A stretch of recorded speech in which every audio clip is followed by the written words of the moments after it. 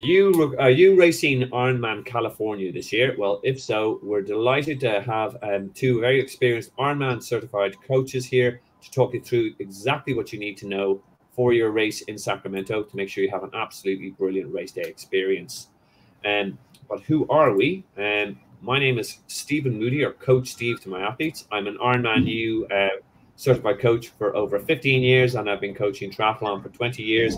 I've sent a number of athletes over to California, and they've loved it. So there's a big connection for me and this race.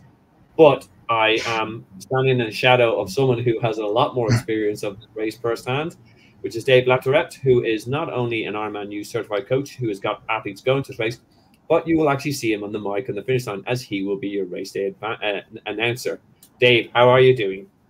I'm great, Steve. Good to be back with you, doing another great video. And like I said before, I think these are fantastic for athletes to get this stuff ahead of time, so they get a little bit of not only insider knowledge, but just general knowledge as well, that we can get to them. And one of my goals as a coach, but also as a race announcer, and I'll do all the athlete briefings at Ironman California, is that I'm there to support the athletes. That's our end goal. It's about them. It's not about me. It's not about us. It's about them having success. And the more information that we can provide to them and resources we can provide to you all out there, gives you a better chance to succeed on race day. Yeah, absolutely. And this is jam-packed with hints and tips from experience from your athletes, from your coaching experience, from being there on the ground. So this is going to be epic for all those athletes. And thank you very much for taking the time to watch, guys. So let's dive straight in.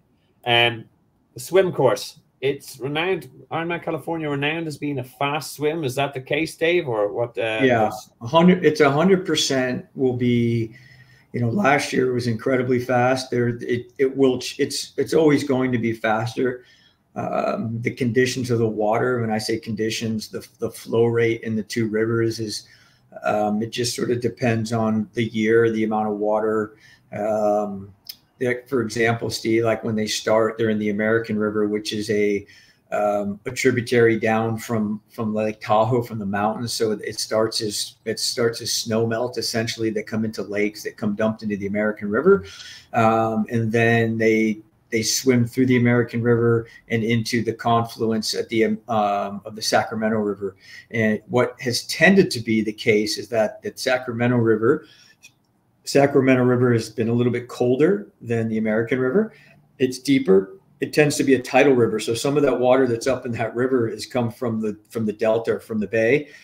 And then when they make that left-hand turn, for example, last year was significantly faster once you hit the Sacramento River than the American River. So that's the speed component of it at that, as far as that goes.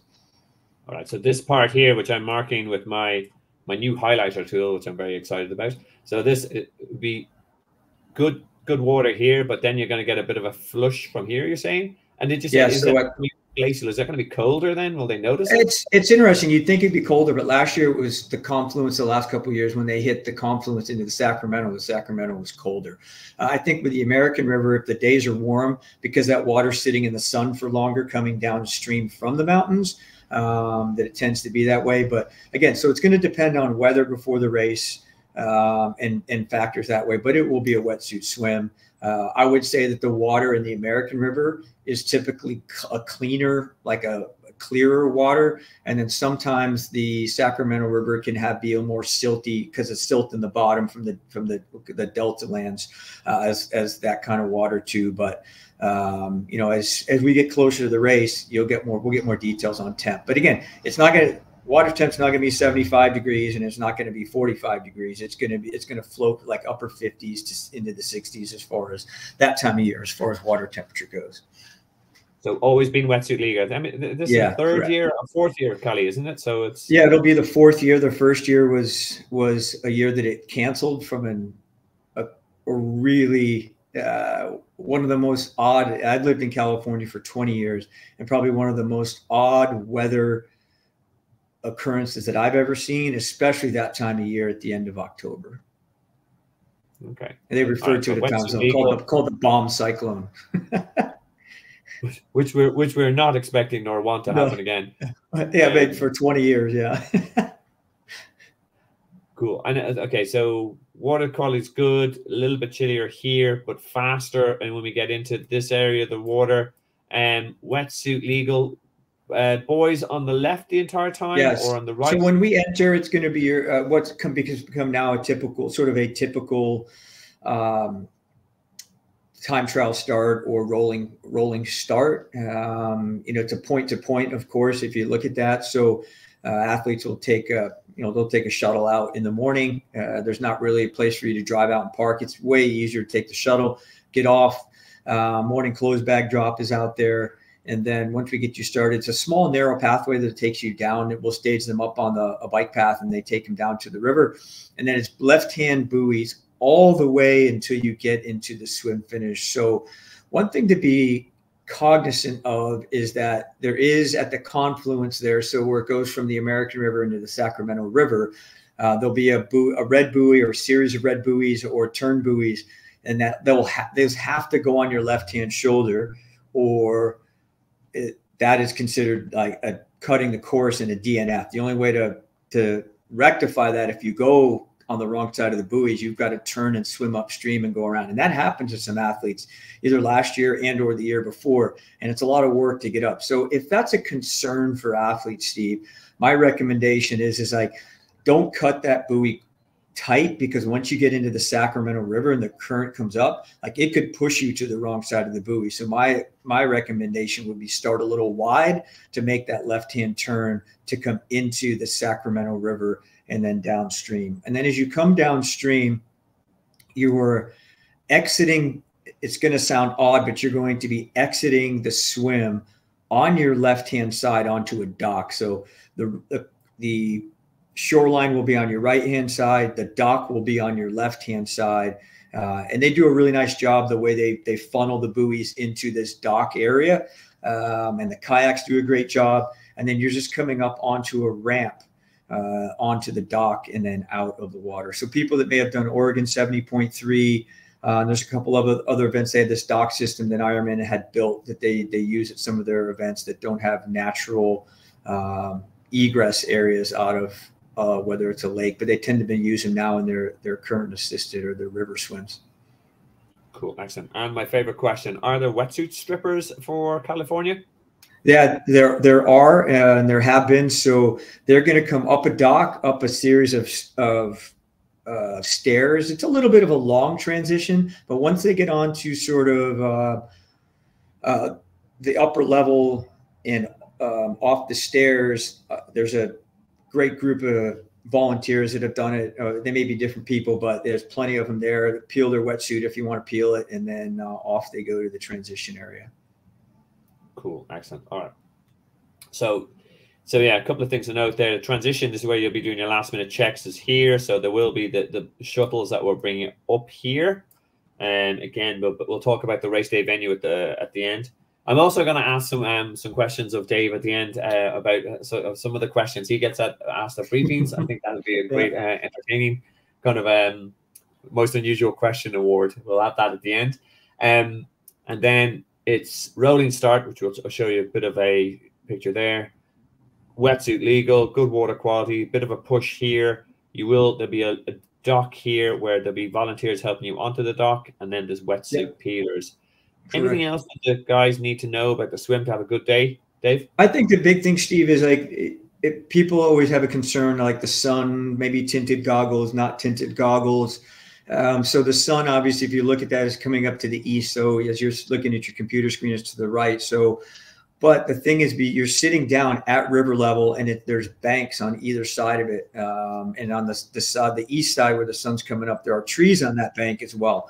My experience is that I would probably tend to lean more towards a less tinted goggle, so a light tinted or a yellow tint. When we start the day, the sun is not even up, so it's like at first light start. So I would err more towards a goggle that's going to give you good vision as opposed to tinted. So the first half of the swim, as you're coming down the American, if there were to be any sun at all, which it's going to be behind you. And then as you make the left-hand turn into the Sacramento River, if you breathe to the left, yeah, you might get some glare, you might get it, but the sun, I just don't think the sun is high enough in the sky at any point that that tinted, if you want tinted and that's what you have a pair of, you know, those, what are they, people get the Magic 5, the custom goggles that do that, then that's what you wear, it's what you wear. But again, the American River is a little clearer water. The Sacramento River is a more silty, a darker water. So I would want to lean more towards again, clear to like a crimson goggle or like a yellow tinted thing to really more to highlight, and when it's a little bit darker.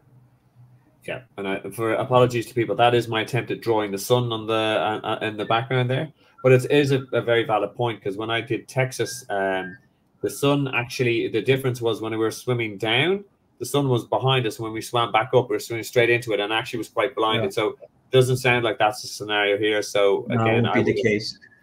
No, fantastic. Yeah, and cool. If you do get it, again, it's going to be on a breathing to your left side type of thing. From a sighting perspective, it's a non-issue. Yeah. It doesn't look like there'd be much issue with the sighting. As I said, straight shot down, start aiming for that, was it that dock? Yeah. That's helpful volunteers. And then you've got your swim done for the day. All right. Okay, cool. So we'll talk a little bit about transition now. Oh, sorry, the rolling swim start. This is what Dave was referring to here. Again, for newbies to the Ironman brand of sport, the Ironman no longer do mass swim starts. So if you're Googling something like Lanzarote in Nice and you see all these people piling in their hundreds, that doesn't happen anymore. And it's a decision by Ironman to make this sport much more beginner friendly, because everyone was very scared of this. So what they do now is you turn up on race day and where that swim location was, and you'll see yellow signs, 60 minutes, 80 minutes, 100 minutes, and that's your estimated swim time. So what you do is you put yourself in on what you think you would swim the 3.8 kilometers normally. Yeah, that's a good point for this race too, is that people are going to, so should I, that go to questions that then I'm going to get, should I line myself up based on what I think I'm going to swim down? No, we're lining you up based on what you think you would swim 3.8 Ks, 2.4 miles in a calm lake or body of water that's not current assisted. So good point, Steve. Yeah, and that's it, because that's all Ironman is trying to do, is actually put you in pens with swimmer. That's actually quite a good word. swimmer athletes, because this helps you in two ways. One, it means that you don't get in the way of the stronger swimmers who will swim over you unapologetically, and then two, it puts you around the people who you can draft off. If you normally swim 2 minutes per whatever 100 yards, that if you're beside swimmers at that same level, you'll be able to kind of group together as a pod and draft together effectively and save yourself energies later on. So do please assign yourself in what you would think is on a calm normal day, and you'll know this from your big long swims. You're not going to suddenly turn up and become a Michael Phelps and start swimming like 1 minute per 100. You're not. If you swim 2 minutes, 2:15 in the pool, work that out for your time and then yourself accordingly. And then how this works. The two things, Steve, the two things that we say at the briefings is, at least from my perspective, is the rolling starts. If you seed yourself appropriately, like you said, it's a safer swim. Like you're not being swum over and you're not swimming over people. So it's safer for everybody, including our safety personnel on the course. But also too, it's faster. It's just straight up faster that our 55s pull our 60s, our 60s pull our 65s, even a current assisted swim. You're getting not only push from behind, but you're getting drafts from in front. So it makes it that much faster. Yeah, absolutely. So again, it's massively important. And again, people sort of go, oh, what if I don't make the cutoff? I need every minute. I can't. If you put yourself in the wrong corral, you'll set yourself up for a bad day. You get a thump in the back of the head, or you'll lose draft. Like, this is the time where you just need to really box clever. And the Ironman it's designed in such a way to help you. So this is what will happen. You'll come along and you'll be in the pen, and this, like for example, these are the 80-minute swimmers. They'll all start lining up, and there will be these sort of gates, and these are our happy little volunteers here. And you can see they have their arms out.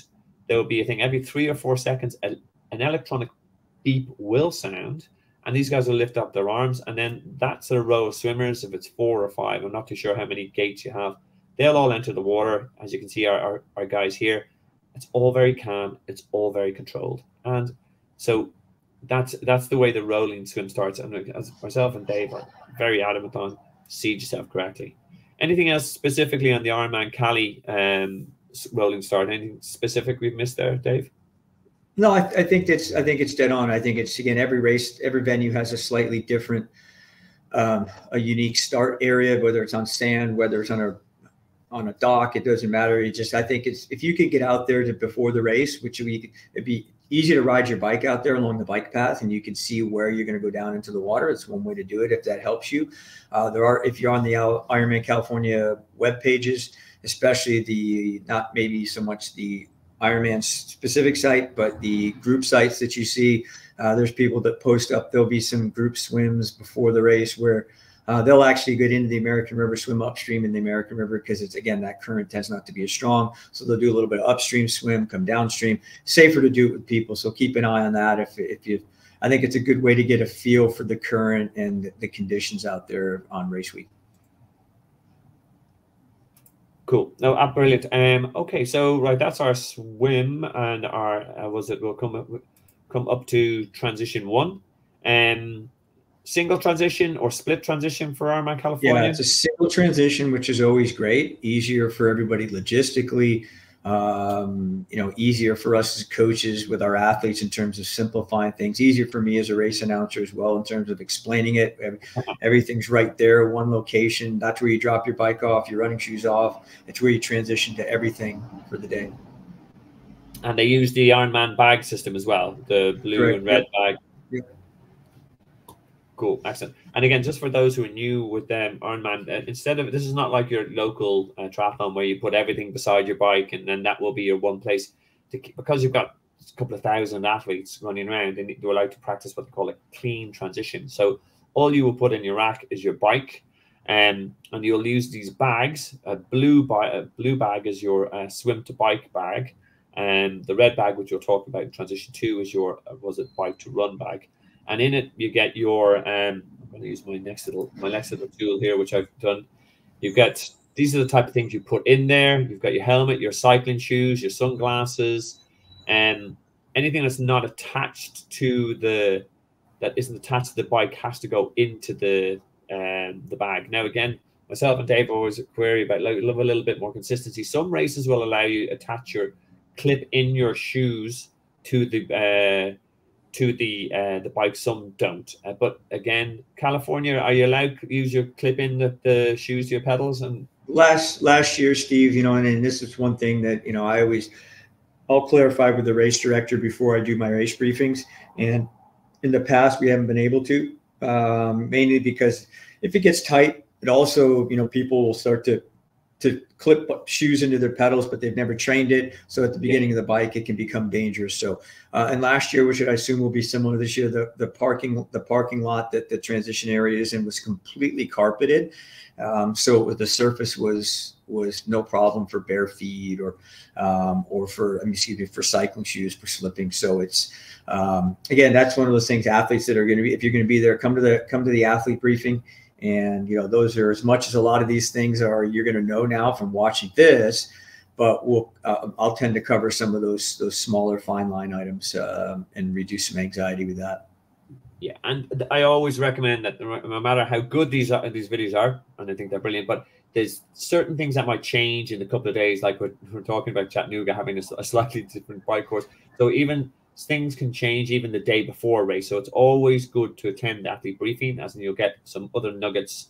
And in the transition, what's the distance from the run up from the swim to transition? Is it short? Yeah, so it's changed. We've had different transition areas relative to logistics. And last year was great. It was actually a little less farther. Like the year before, it was a solid 800 to 1,000 meters to get from water's edge all the way into, it was actually inside a baseball stadium. And then they moved it outside across the street, which was, the baseball stadium was awesome, but it was so long.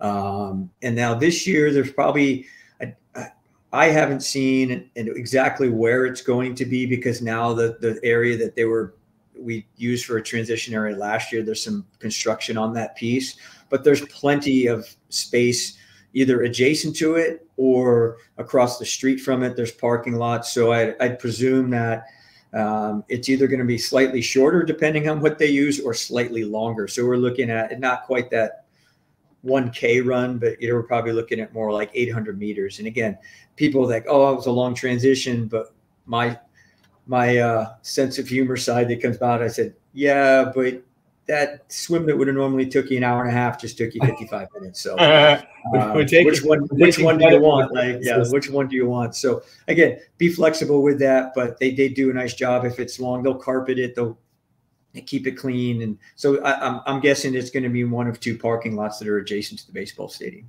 Yeah, no, cool. And in terms of that, as I said, again, it's a top tip as well for when you are practicing the day before, when you're walk the transition, make sure you kind of go to where the swim exit is, walk where you'll come. Your bike will be racked in a specific place, as in like you'll have a set race number. But also the bags are what you need to, what you will, when you're taking your wetsuit off, you'll be putting your wetsuit into this bag. You'll be taking the helmet out. You'll be taking your bike shoes out. You'll be taking sunglasses, whatever else you need in that bag. So you'll need to walk to familiarize yourself as, where am I coming out of the water? And you'll see the dock there and go, okay, so I'll have to come up here. It is 500, 800, whatever the distance is. You'll know that from the day. This is where I have to go to get to my blue bag and start taking your wetsuit off. Even if it is a run, use that time intelligently. Don't just get to the bag and then start taking off. If you're moving, start stripping the wetsuit down to your waist.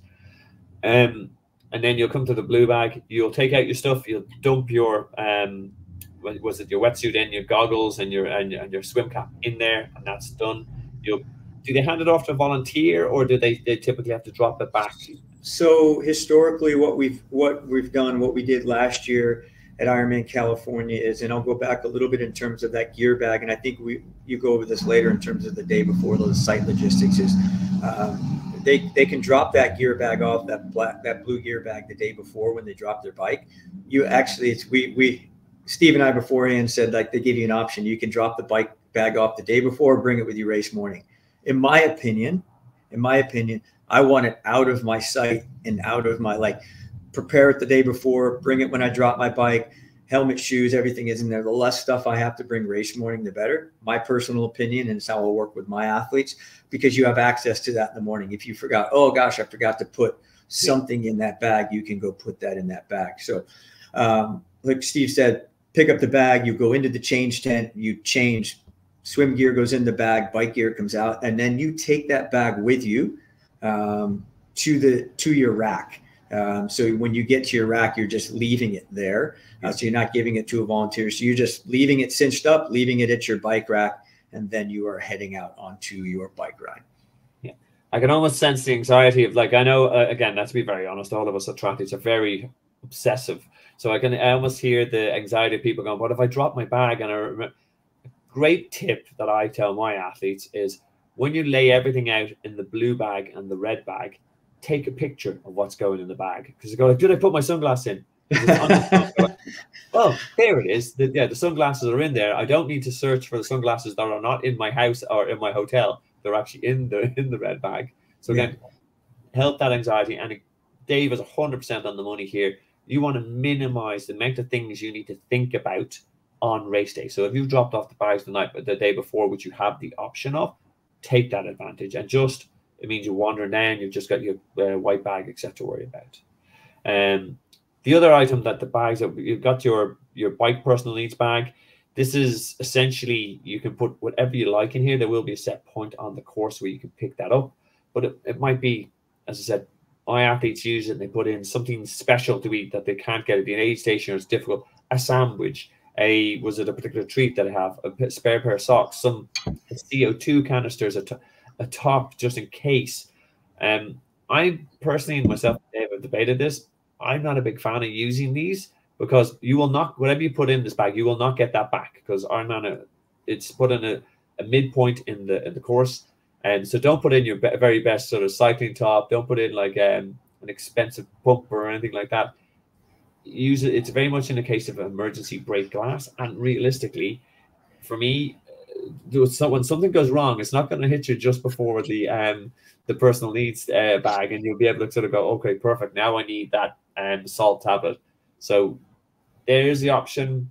I question the value of it. Do you get your guys to use the personal needs much, Dave? You know, Steve, it really depends on, for me personally, and for the athletes that I work with, or anyone that just might have questions, is if you're more reliant on your own fuel, then, you know, for example, it might just be you start with 2 bottles of your fuel, you supplement with what's a little bit on course at the aid stations, but then when you come back around, and at this course it's 2 out and back, so it's out, come back once you make the turnaround. So at about mile, it's just beyond 56, so if you make the turnaround, you go 100 meters and they're there, and it's a quick process. You're like, you know, for me, if that was when I was racing, I wanted my own fuel, it was just roll up, offload 2 empty bottles, unload the 2 bottles from the bag, and then off I go.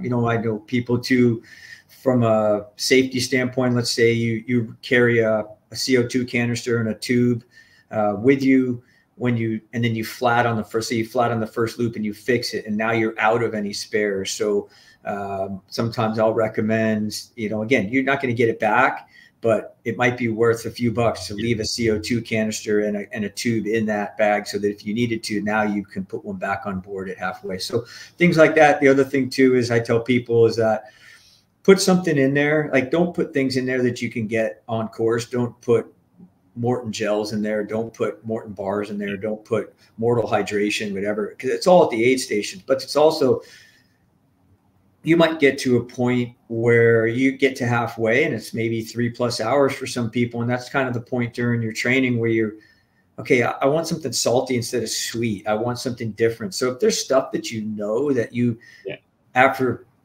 100 Ks on a bike ride, you stop at a store and you typically grab a bag of chips, or you grab, whatever it is, something different that you didn't carry on you, then that might be, and you might get to that point, you're like, nah, I'm just going to keep rolling. But if you need your own personal fueling products, that's the place to put it. And the turnaround, people are worried about losing time. I would rather lose 30 seconds or 60 seconds as opposed to not have my own fuel that I want to use. And the reality is the volunteers are great. They run over with a bag, they open it, you can throw your trash off to the side, you stick your hand in, put 1 bottle in, put another bottle on, wherever it goes, and then off you go. And some people will use it as a break point. They just, I'm going to stop here for 5 minutes.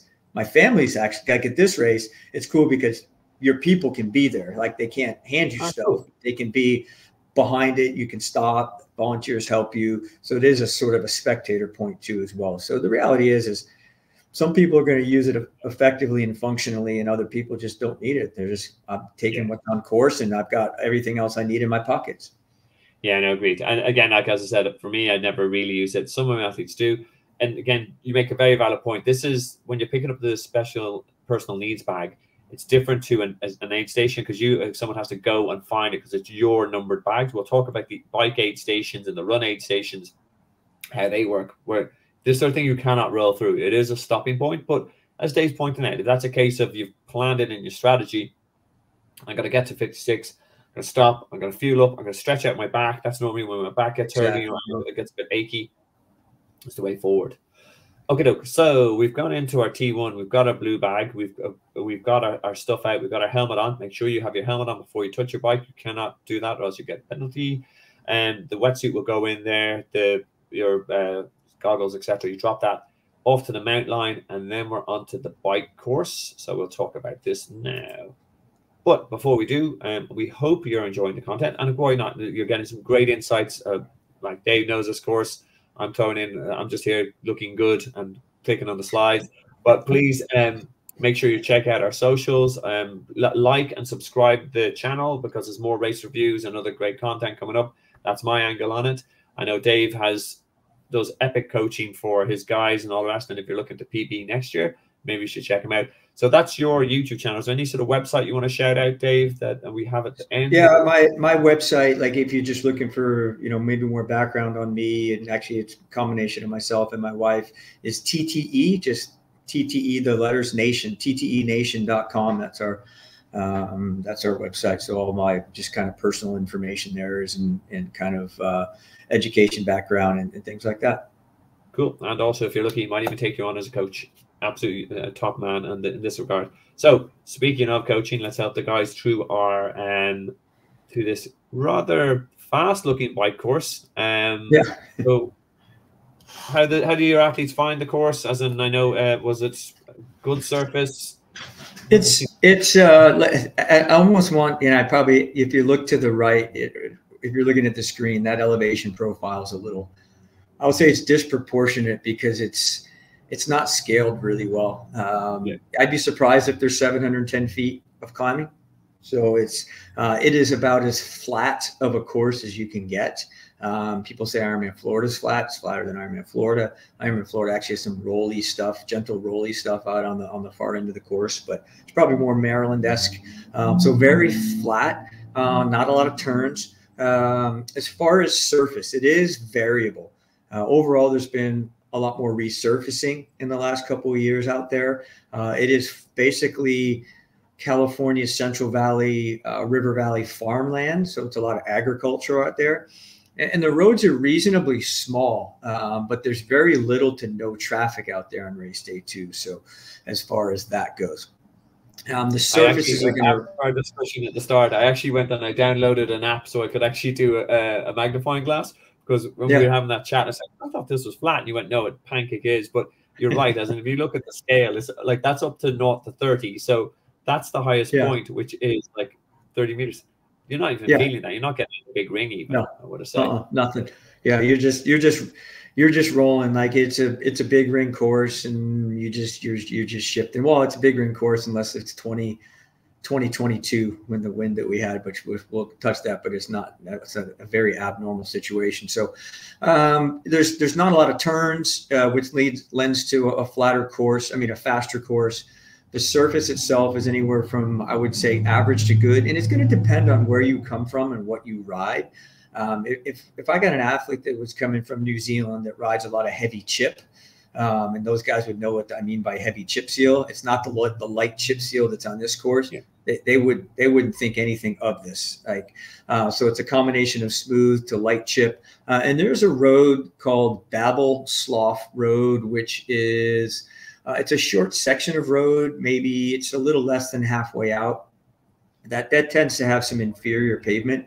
But that said, the guys at Ironman do a really good job of marking anything. They'll cold patch stuff, and if there's any major deficiencies in the road. But again, it's such a small piece of this. Yeah, Slough Road there. Yeah, yeah, and it's such a small piece of the entire landscape of the course. There's nothing really geographically to talk about with this course. Like, we might look at some courses, Steve and I, when we talked about Santa Cruz geographically, there's some big rollers and there's some small hills, and how do you manage those? With this course, there really is not.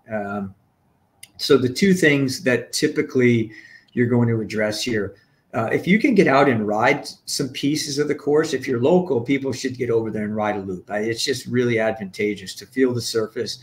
And so one big thing for me is your choice of tire pressure riding this course. So if you're not used to riding chip, we see a lot of athletes. I see this with a lot of athletes personally. I see it at the events. Is a lot of athletes are overinflating their tires. Like they maybe should be riding 80 PSI and they're riding 100. Guys that are riding tubeless tires on wide rims are riding at 90 when they should be riding at 70 PSI. And that just helps you roll over the chip a little bit better. So my recommendation is, I can't tell you what to ride because I don't know exactly what wheel you have or tire or weight you are, but do some investigation into that, because a lot of people think firmer is faster. And in most cases nowadays with tire wheel combinations is that a lower tire pressure, especially on this course with some of the light chip seal, is going to be a faster rolling tire for you. The second thing is because of the nature of that it's flat, I'd be more concerned about making sure that you can hold your aero position for extended periods of time.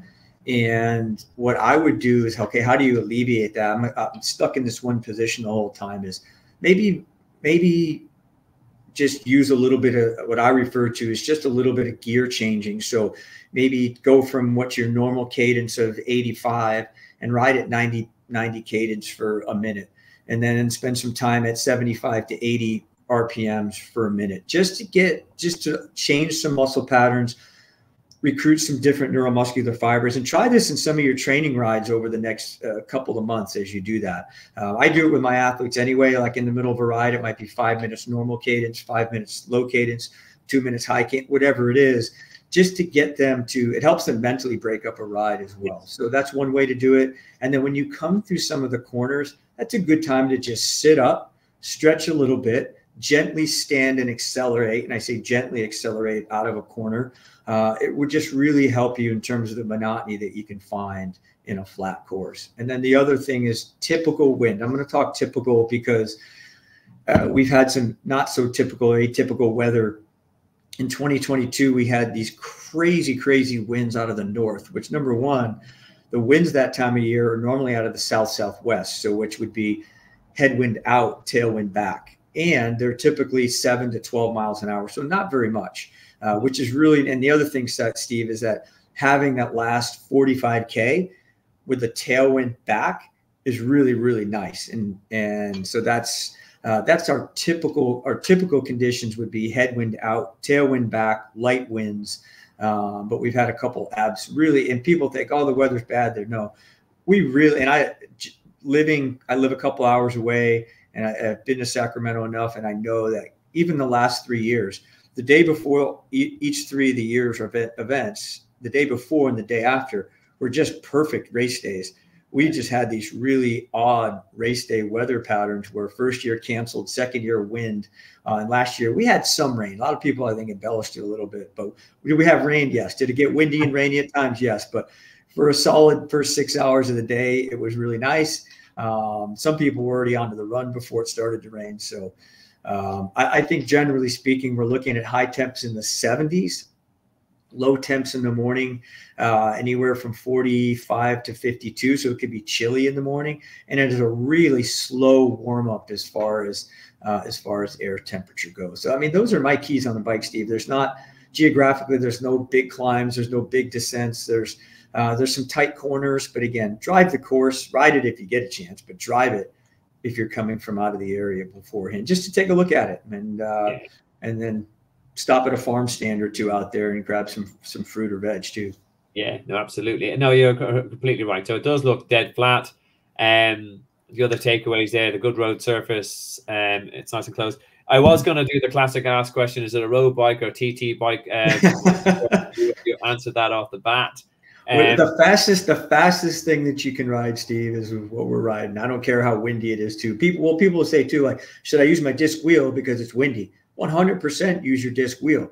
The only thing you'd consider changing in terms of equipment is like your front wheel. If we had crazy crosswinds and you run a really deep dish wheel and you're a light athlete, you might consider that. But for most cases here on this course, you should run the fastest setup that you own. No, absolutely, and I'm a big fan of that. I do have a disc wheel, my setup myself. You have to remember most of your weight is plunked on the saddle, pushing down the wheel. So unless there's any big crosswinds, it's gonna, as you said correctly, it will affect the front wheel more because it's more given that, and that's where you get caught out. So yes, absolutely, nail it on the aero bike, and explain to the wife now this is why you have to buy yourself a disc wheel setup. But don't say Dave and Steve said that you should. No. You're like, hey, it's just going to get me to the finish faster so that I can take over baby duties for you faster. And then I'll sell the bike. It'll be my last ever Ironman, I promise. as he registers on the way back. Yeah, we're going to get some evil. We're going to get some evil emails now. No, that's wives and or husbands. In terms of the aid station, 8 stations are every kind of 15 miles. Again, we'll go through that in a little bit. And the special needs bag, you said, it's a turnaround, so that's there. And there's something that you mentioned as well that I think it's brilliant that it's a headwind out and a tailwind back. That's, again, for that fourth lap or your fourth outing puck, you feel like you're a little bit of a superhero. But a key bit of advice here: stay on top of your fueling on this last straight, because you feel, wow, I'm belting home, but at that stage you're actually fueling for the marathon. So yes, you'll have worked your way out and you think I'm going to get that lovely tailwind back, but you've got to keep on top of the nutrition. And we'll talk a little bit about that now. By the way, just as another point, which I forgot to mention in the last slide, the swim cutoff is to get out of the water is 2 hours 20. That's the standard Ironman, and the swim T1 and bike cutoff for this is 10 hours 30. So that's the cutoffs you got. But again, if you take advantage of the nice current, if you take advantage of the nice tailwind, you pace yourself. You've got that nice, you stay aero as much as possible, as Dave pointed out. This will be a nice fast course for you. Anything else? I usually say to my athlete briefings, and some people again get my humor, is that and I say the swim cutoff's 2 hours and 20 minutes. But if you have a problem with the pure swim cutoff at this race, we're going to have a discussion. It's that fast. It is that fast. Yeah. Well, absolutely. But that's it. No, I think it's pretty straightforward. The biggest recommendation is any way that you can view the course ahead of time, ride a loop, ride a portion of it, drive the whole thing. If you're coming from out of the area, there's some little intricacies of turns onto a bridge and things like that. But it's, they're in theory, they're minuscule, but if you're aware of them, which I like to be aware of as an athlete, take care of those things. Eliminate as many of the unknowns as possible. Yeah. Cool. And we're back to our standard transition as well as in where we had beforehand. And we'll talk a little bit transition now. Bike catchers or no bike catchers coming into T2? No, we're gonna rack bikes by yourself at T2. And the difference, again, we talk about some non-standardization things, and I assume we will be the same this year, is rack your bike at the rack, same way that it was racked when you picked it up. And they will allow you to transition into running shoes at the rack. Again, so your red bag, so you could pull your running shoes out, put them on. Helmet would go back into that red bag, those kind of things. And then there's no advantage to it. People will say, what's faster? Neither is faster. So you can go into the change tent, completely change. You can do your change there, put running shoes on there, whatever, or they're going to run you around the tent. So but neither, to be honest with you, it's probably faster to go through it's just 50-50. So it's going to be personal preference. Again, I would prefer from a logistical standpoint that we just don't give athletes a choice, that we just say everybody's changing at the bike or everyone's going through the tent. I think everyone in the tent, again, it makes more sense as benches and stuff. By the way, I forgot that we're onto this slide where we're going to talk a bit about aid stations. Oh, yeah. Yep. As you know, fueling in an Ironman race is either the making or breaking of that race. And again, for the bike, there's some key things that you need to know. And this is one of my pet hates, and I know it's an instant disqualification from Ironman if you mess around with this, and I'm 100% supportive. There's only you're only able to chuck your bottles, your rubbish, or your trash, as you American call it, at the start and at the end of an aid station. This because, and if you don't do this, and you get caught, you'll get a DQ straight away, which is absolutely 100% bang on. We're guests in California. You allow Ironman the easiest way of tidying up after us. But this is a standard kind of flow. You'll come through. There's water bottles, mortal hydration, food, which tends to be kind of like cut up bananas, energy bars. There's mortal gels, mortal hydration again, and water. So key thing to note here is if you miss the water bottle and you're planning on it, there is a second chance there, etc. So don't panic. Mortal hydration on course. What flavors are they giving out? You've seen so far, Dave? They were doing a lemon lime and a berry, and the lemon lime they did, at least when I was in Salem. I think they're trying to get to the point now that they're using this product is to standardize what's on the bike course, what's on the run course. At Salem, which is Oregon 70.3, they were using lemon lime on the bike, not the really salty one. There's a really salty one, and it's the normal one, which is probably 500 milligrams sodium on the bike, and then they did berry onto the run. Again, this is one of the things, if you're really concerned, if you want to use that product and you like that product, and you need some clarification, go to the athlete briefing. I will try to get clarification so that's something that I can I want to know it for my athletes. I want to know it for you, other athletes at the athlete briefing. So I'll do my best to get that intel. But we were lemon lime and then berry for the Oregon 70.3. Cool, excellent, and that's great to know. So again, key thing, there are ways that that's what mortal hydration with the isotonic drink on the course, and you can only litter at the beginning and end. There's lots more about how to handle an Ironman aid station on the bike. I've actually got a video in the comments below that actually shows some demos, gives you some etiquette, some really key things that you need to know to make sure you do not make a balls of it, for want of an Irish phrase. Because an Ironman aid station, if executed incorrectly and haphazardly, can end up in a crash. So there's simple, clever things in terms of communicating, making eye contact, slowing down, be aware what you're going to do, when you're going to discard it, which you talk through in this video below. Make sure you watch that. We won't dwell on it too much because we want to keep this very California focused.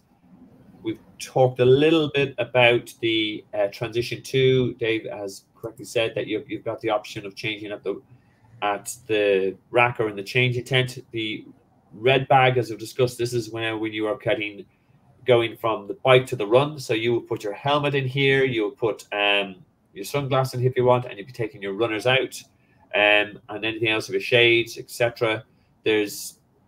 I'm a big fan of changing the socks in this. Oh, by the way, the dismount line, you have to come to a line where you will have to get off the bike before you can go any further. And that's where you will roll up your bike and then rack it yourself, as Dave has pointed out. And then you can only take your helmet off, grab your red bag, etc. There's key points that you'll need to know in the race. So you do a nice, smooth, fast, and swift transition. And again, where's the dismount line? Where are you going to be running with your bike to your racking point? Where is your red bag? Where's the run out? And make sure you make yourself familiar with these, so therefore you can have a quick, solid transition. What other tips do you give your guys for T2 in an Ironman, Dave? And this goes back, Steve, to we talked a little bit about making choices. And one of the biggest things that I try to get my athletes to focus on is when you open that bag is don't produce a lot of decisions that come out of that bag. So when you open up that bag, it's running shoes, it's race belt with bib on the front. You don't need to wear it on the bike. And it's, again, all the things that you know you're going to do. Don't have 2 pairs of running shoes in there. Don't have 3 pairs of socks. Don't give yourself a variety of scenarios that you think, oh, I might wear this and I might do that and I might wear that. Try to produce those decisions ahead of time so that when that bag comes open, you know 100%. Now, you may, before the race, the weather changes and you might I'm going to change shirts and I'm going to put something different on as opposed to what I'm wearing on the bike. That's fine. But when you open up that bag, make it a smooth process. So you have planned it, you know exactly what it's going to look like, how it's going to feel, so that when you head out in the run. The other thing too, and I think irregardless of if you're a sub 10 Ironman qualifying male, female, or you're someone that's going to be out there longer, I also don't like athletes to just stay in the transition area and kill time.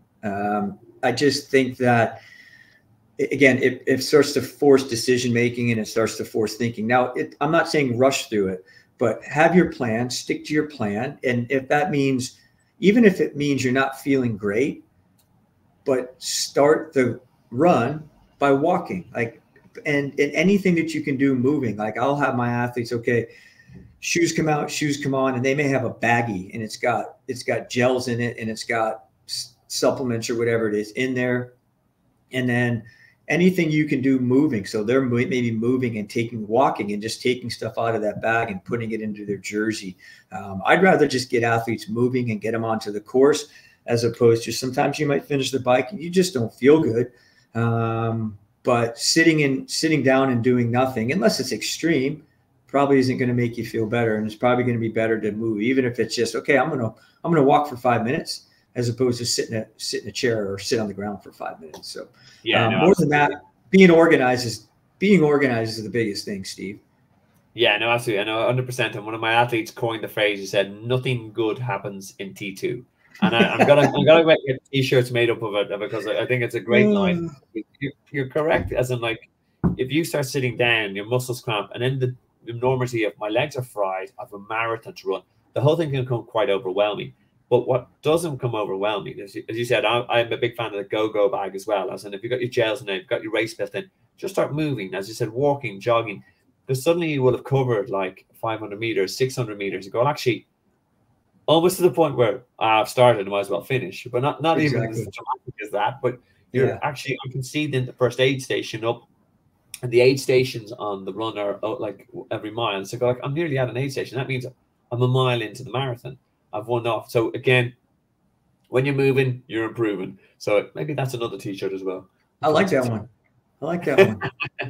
I'm definitely my bigger fan is the nothing good happens in T2. One of my athletes said he was at a race and he heard someone shouting that at his friend who was dawdling. Because remember, Coach Steve said in the video, nothing good happens in T2, and your man bolted. I thought, I've arrived. I'm a proper influencer now. Any other tips for T2 then? As I said, just get it moving, get it going. Yeah, just get moving, be organized. That's the biggest thing, you know. And again, when you come back, though, anything you wore on the bike that you took off does have to go back in that red bag. And at California, you just put it in the red bag and it's just going to stay at your bike where you picked it up. You don't have to take it and discard it anywhere, because unless you do go to the tent, like again, if you go into the changing tent, use it there. You're going to, when you leave the tent, you'll hand it to a volunteer and they just pull it back to your bike is all that happens. So yeah, so it's there when you get back with your finisher medal and your was it your, I like the Americans that give out the caps as well, which I thought was class. So right, run course. Now I like the way now we're going to start off noticing that at least they've got the course elevation, a correct looking graph here. It looks very flat. Exactly. But it does look a little bit convoluted. Is it confusing on the day? What's the surface? I think it can be ahead of time if you just looked at the map and you're like, holy moly, what am I got myself into? We'll start with terrain. It is predominantly flat, but that said, there is, I'll say there are some hills, small hills, which I actually tend to like because it does force you into the slightly different movement patterns, neuromuscular usage. Some of those are involved with running underneath and then up to bridge level a couple of times on each loop. So that type of thing, which I think is I just think that's advantageous as opposed to just grinding along on a flat. Even if those uphills, which force you to walk, I don't think that's a bad thing either, because it just changes muscle patterns, gives you a break of muscle. People say, oh, it gives certain muscles a break. It just changes how we use our muscles. So from that standpoint, yes, predominantly flat running, but I think there's enough undulation in it for me that it would make it interesting and more accommodating. But as far as the sort of convoluted side, if you're looking at the map, you're starting on the west side of the river, doing that short little out and back. So you go south, turn around, come north, then you're going underneath what's sort of the iconic bridge in West Sacramento, the big gold bridge.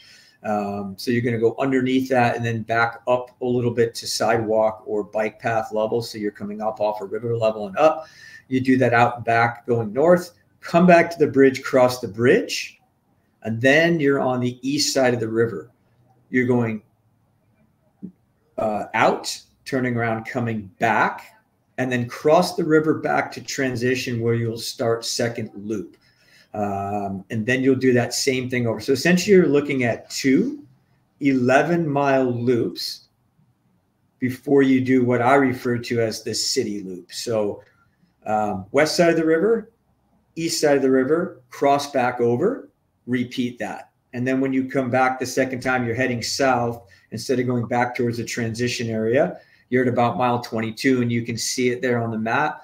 Then you have 4 miles left in town before we finish you on the Capitol Mall, right in front of the state capitol in Sacramento. And that's everything that's for them. Well, no, there's a couple rollers there at the beginning of that, but for the most part, your last 3 miles there is going to be flat. And what I think is a cool thing is that when you come into town, you're actually going to use this out and back. You can see it. You're going to run past the finish line, turn around, come run back past the finish line again, come over about a half a block. So from an announcing perspective, we can see you over there a couple of times before we get you into.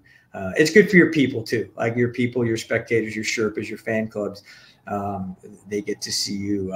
That's a good thing from. I said to address that too, Steve. From a spectator standpoint, if spectators are in and around the transition area by the big gold bridge in West Sacramento there, which is, in the neighborhood of a mile into the run, but it also is at about mile 11 of the run, and at about mile, gosh, I don't know what that comes back to. That's about mile 5 of the run. That's an area where you're going to see your athletes. You'll see them leave for the run, come back at you. So 1, 2, 3, 4, 5, like a solid 5 or 6 times before you can migrate over towards the finish, and then see them a couple more times before they finish. So from a spectator perspective, that's the place to be. No, it does sound good. As I said, I know when you talked it through, it makes a lot more sense. And also 2 laps is fine. There can be a lot of, the standard can be 4 laps, and it can be quite monotonous and it can get crowded. It looks like it'll be nice to spread out and all the rest. There's going to be a lot of energy around here for sure, and definitely around here.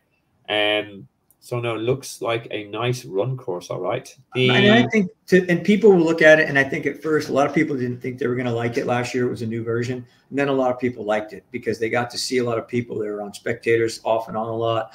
And then everybody said to me, like, what was cool is they could break it up into these little small segments, all these out and back, small segment, get this one done, check that box, check the next box, check the next box.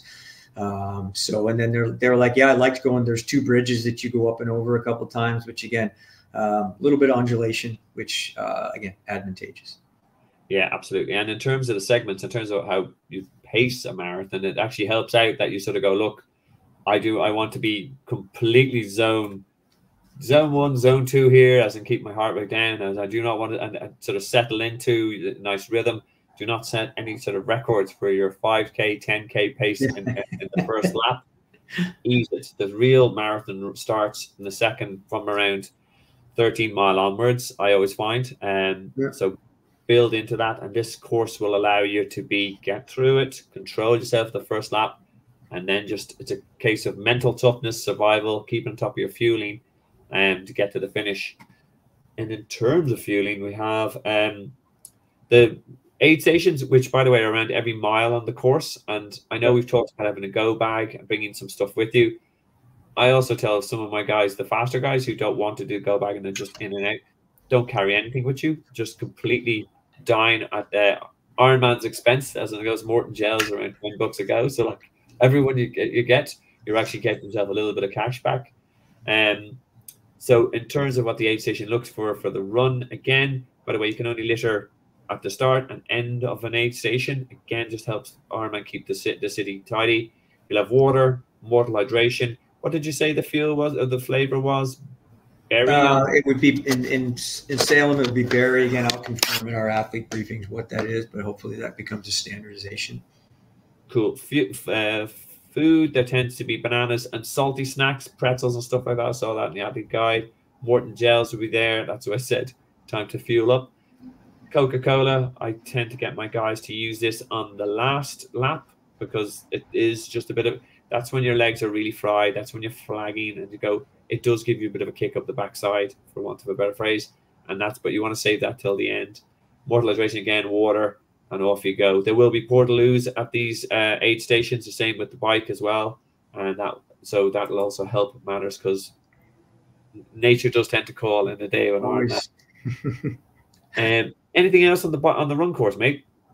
No, it's pretty straightforward. It's, people, it does get dark early that time of year here on the west coast of the United States. So they've done a pretty good job of trying to light some of the darker areas out in that park. You see that green area up to the north. It's called Discovery Park. They've cleaned that area up pretty nicely, and then they'll get some lighting out there. But if you are concerned, if you have someone maybe you struggle a little bit with vision, you might consider a headlamp in your personal needs bag, or starting the run with it if you start late. So you might end up using it out there, but once you get back into the surface streets in downtown, you won't need them because it's incredibly well lit. But again, that's just going to be a personal choice, but something, definitely something to think about. Mainly if you're someone who maybe struggles with vision a little bit. And actually, 2 years ago, Ironman was great. After a certain time, if people didn't have headlamps, they actually gave them out to people. That's pretty cool.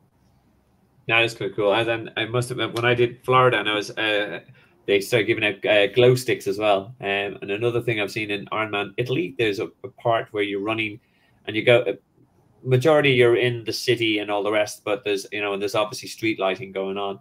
But there's a part where you go out of the city and you're in a park. And what they did, they put up all these kind of Christmas lights the entire way. So it was actually fairly cool. Awesome. Really cool. No, definitely. So don't worry, I'll involve you in the Ironman Italy review as well. Except you can. Okay, so we've done our run, and as you said, here's the finish line. And as you mentioned, there's the state building in the background. That looks absolutely epic. The red carpet. That's what you need to start visualizing when your legs are fried in the last sort of 6 miles on the way home. And that's where your friends and your family will be screaming for your name. So it looks like an absolute belter of a course. Other considerations. Now, we've talked through a lot of stuff for the swim, the bike, the run, and all the rest. And Dave's added in some great little training tips as well. So I hope you're enjoying that. Again, thumbs up if you are. The other things that we've made reference to, and that you might need a little bit more detail, but we could be here for hours in this video. We don't want to. We want to keep it bang on California. Race day nutrition. Myself and Dave are big, massive on this. We know if you get it wrong in the day, it can end your race. There's a video in the comments below. If you're packing, etc., want a downloadable checklist, there's a video on that below. Tapering, where you become an absolute germphobe and you're convinced that your legs are falling off you and you're become the most unfit person on the planet. You're not. Taper madness. Talk about that. Top tips for your Ironman, including, as myself and Dave have alluded, make sure you get to the race day briefing, because things can change. And the whole thing about Ironman, I know they say nothing is impossible, or anything is possible. One of the things I always feel with an Ironman, you have to adapt and overcome. Some of the guys in chat at the moment, it's just little things will go wrong. Make sure you know exactly about them beforehand if they're in the race day briefing. Booking your bike in for service, rechecking your logistics, key tips like that I cover in that video below. Race day timetable. Thursday and Friday check-in, but no check-in on Saturday. So again, plan your logistics accordingly. And there's going to be great. Do you do all the race day briefings, or they give? No, I do all the briefings. Which is funny. I was just looking at my schedule. I'm actually going to Chattanooga as well, and like typically this is a pretty standardized thing that we do. Is 2 briefings Thursday, 2 Friday, 1 Saturday morning.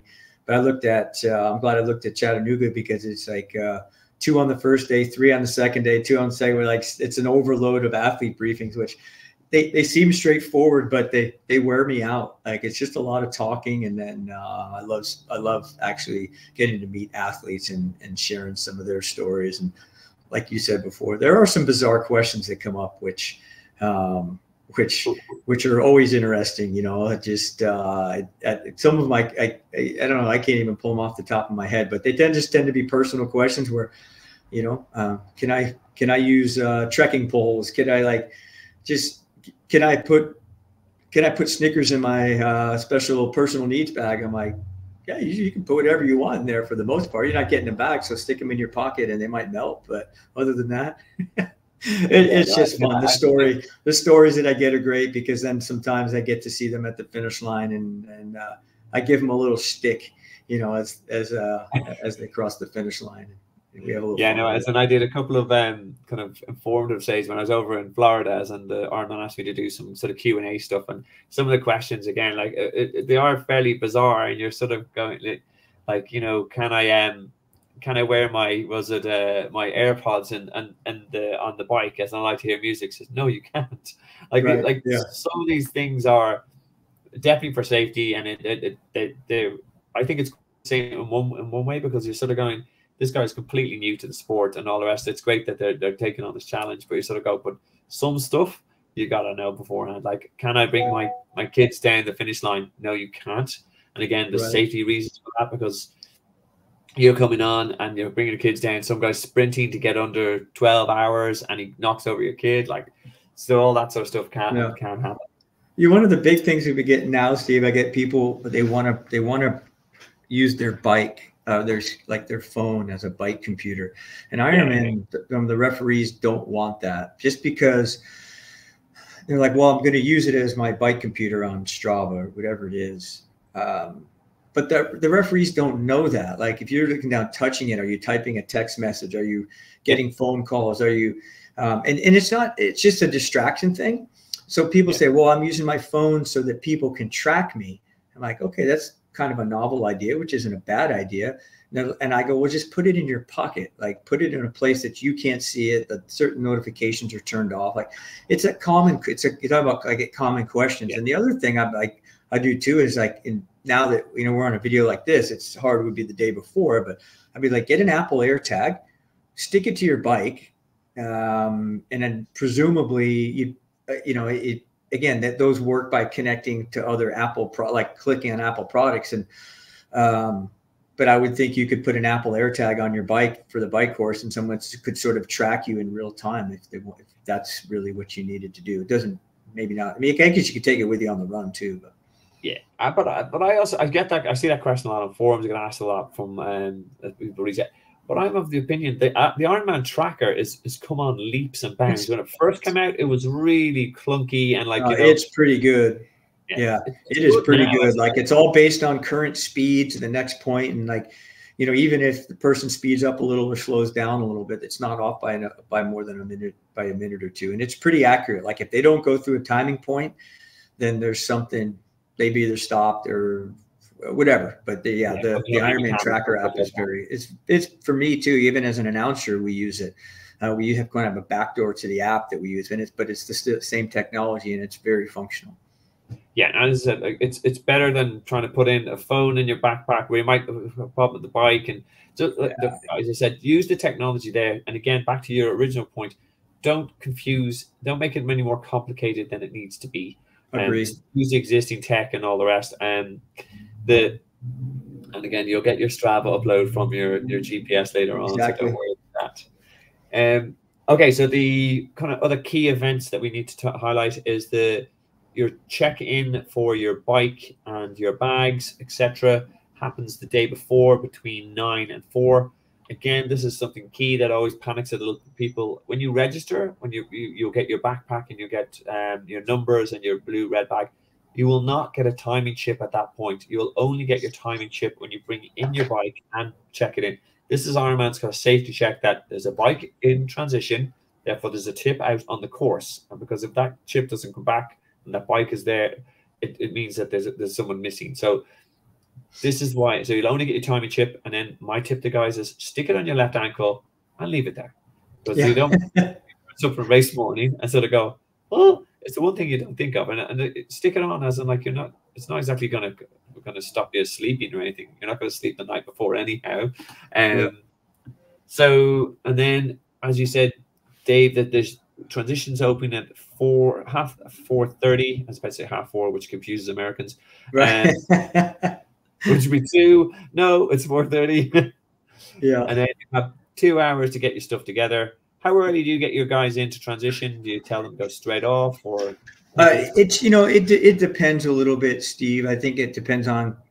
I go, if you didn't sleep and you're up, just go. I think more than anything is, for example, if you're an athlete that's going to queue early in the start line, I would get there a little bit earlier, get on one of the earlier shuttles down to the start, or up to the start. It's only a couple miles away. Obviously, it happens really quick. They just cycle through the buses. But more than anything, give yourself enough time. It's more like balance your time.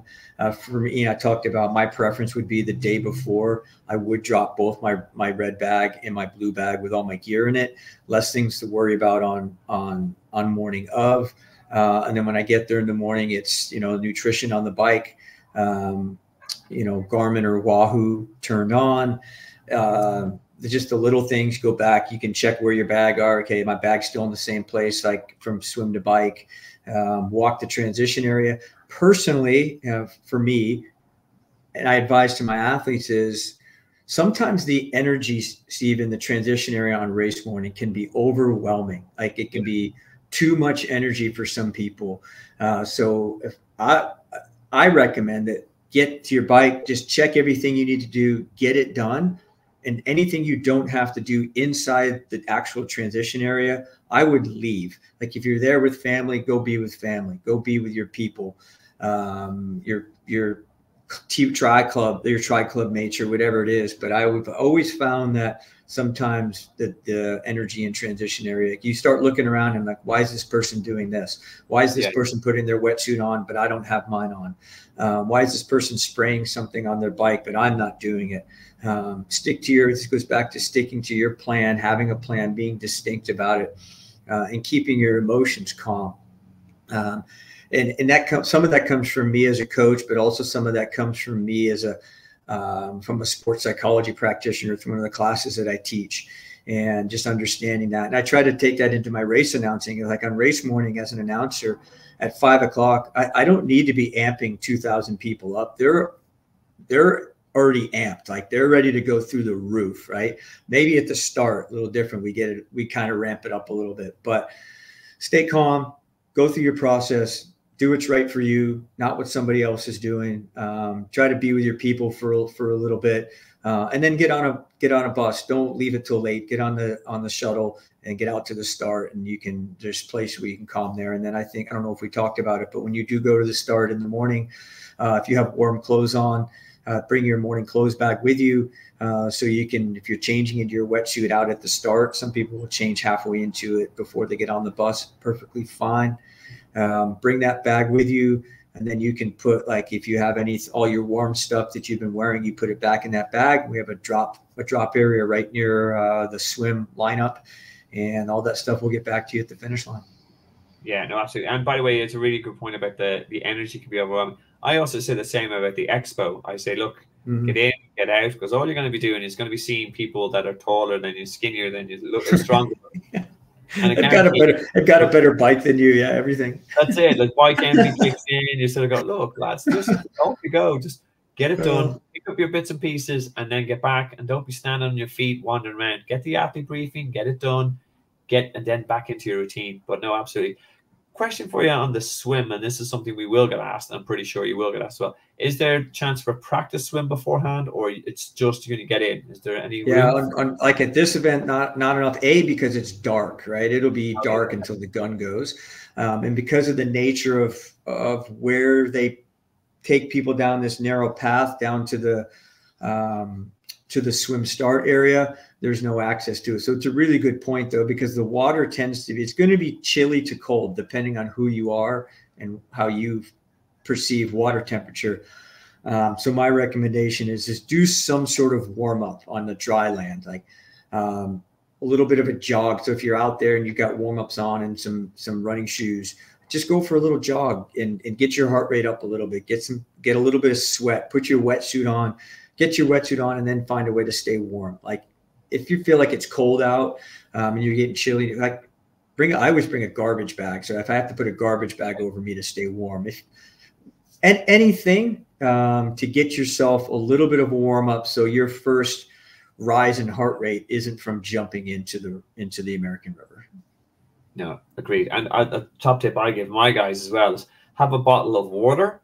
So like it's not going to simulate exactly what it feels, but splashing water on your face and pouring a little bit down the wetsuit helps a little bit with the acclimatization. So it's not suddenly that big kind of shock of the cold at whatever 7 o'clock in the morning. But good to know that there won't be, and just plan for that. And I agree with you. I get guys doing stretching, just press ups, anything to get the blood flowing, etc., and just good stretches, etc. Right. So like the key thing there as well, make sure you get, and again, back to the other point about don't dawdle in transition, but do get there early enough to make sure you can handle anything.